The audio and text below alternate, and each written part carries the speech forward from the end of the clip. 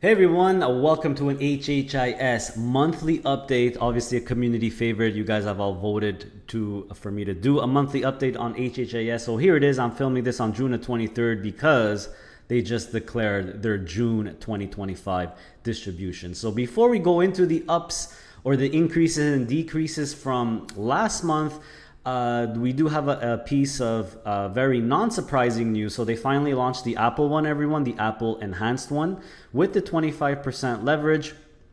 And just to note that the first dividend will be paid in August. So there's no distribution announcement for Apple, APLE.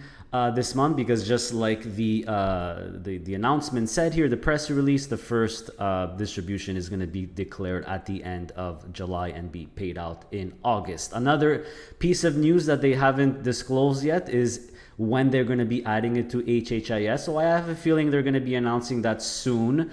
I don't have the exact date, but it makes sense because we know that HHIS is supposed to be 15 or up to 15 harvest high income shares. So Apple is number 15, and I'm fairly certain Apple is going to be added to HHIS, which of course is a community favorite. So the June distributions have been declared. The first one I always look at is HHIS because obviously it's a giant position in my portfolio, and HHIS has not increased or decreased, everyone. It's again at 25 cents a month, so a very steady approximate 25% yield. So let's go over the increases and decreases. We actually have 3 increases again. So AMD is the first one here.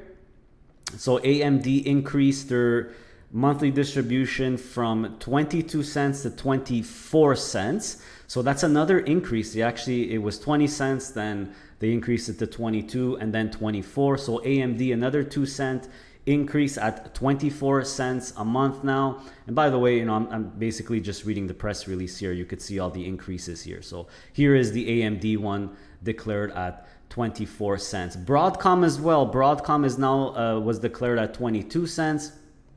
And Broadcom, another big jump. So Broadcom is going from 18 to 22, and it actually went up from 15 to 18 prior. So 15 to 22, pretty big jump. And even Netflix, everyone.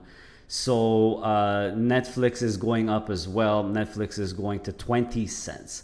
So Netflix went from 14 to 16, and now it's going from 16 to 20. So another big jump. So everyone, why are they going up? It's very obvious.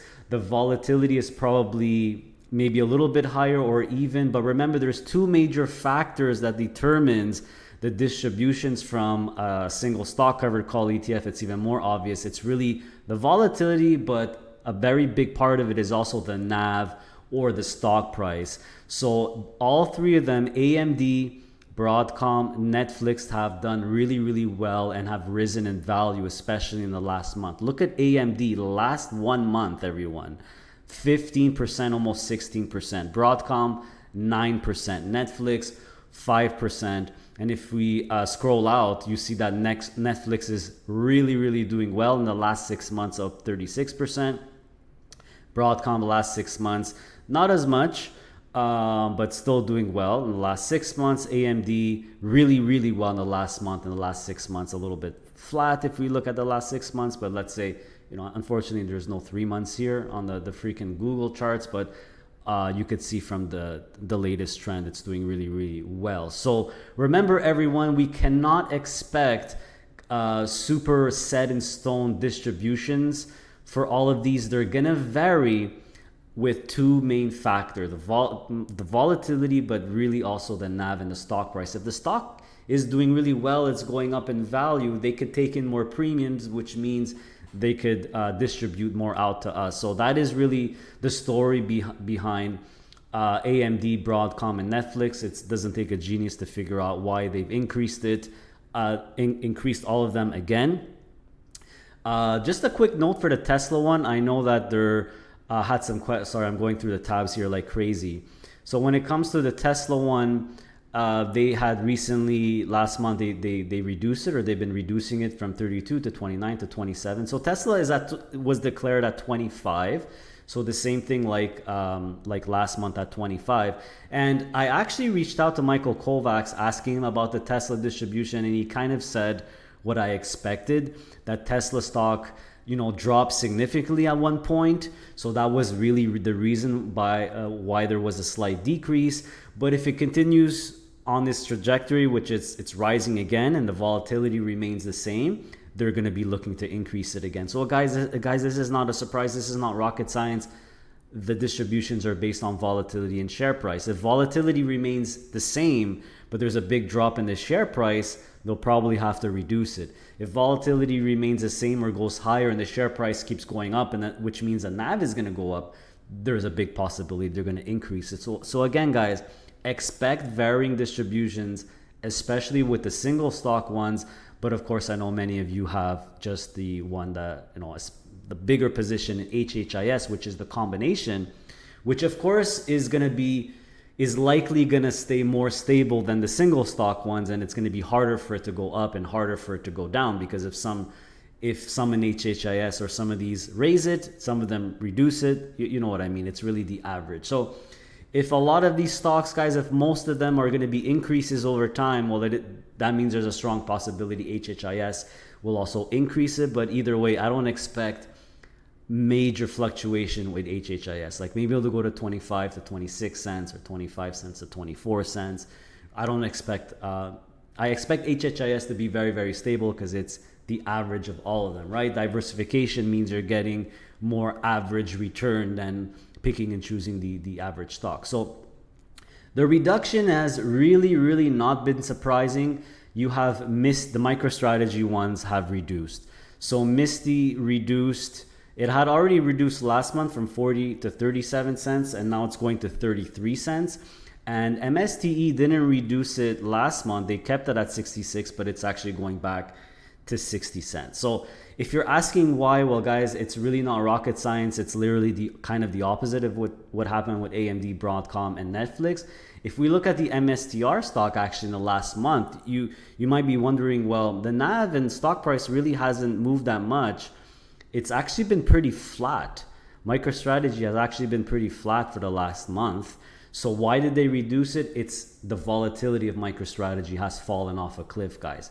And you could actually see, I really like the strategy dashboard because you could actually see the current volatility.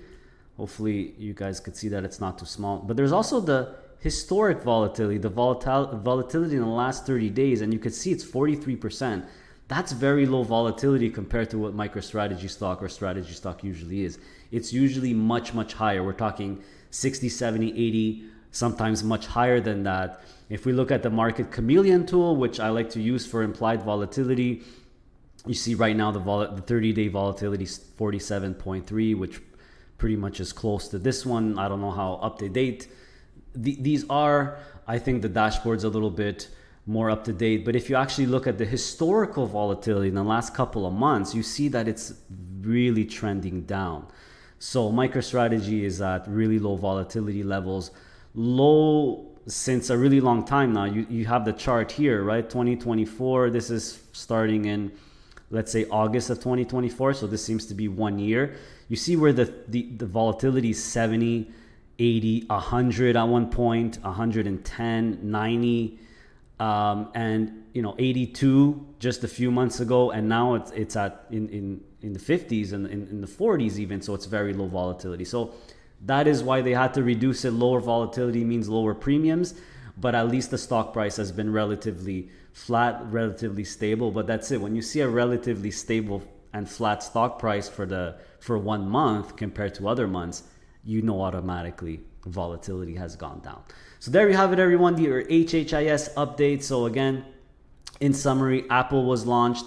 Distribution, by the way, it was declared at 12% yield, which is not a surprise at all, because a little bit higher than Costco. Costco is the lowest one; it has the lowest volatility, but it declared at 12 cents, which is in line with. Sorry, guys, here it is, which is in line with. Let's see what else has 12 cents. Nothing. The next one I think is 16 cents, which is your Amazon and Microsoft. So it makes sense. Apple's, I think, a little bit less volatile, a little bit even more boring than Microsoft and Amazon. So Apple's gonna declare you get your dividend for that one next month, not this month, and my guess is that it'll be added as the 15th stock in HHIS soon. Stay tuned for the press.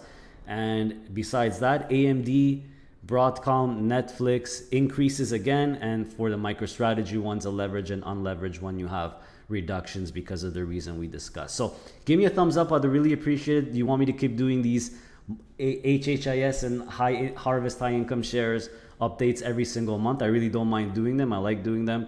Let me know. Give me a thumbs up. I would really appreciate it, and see you next month.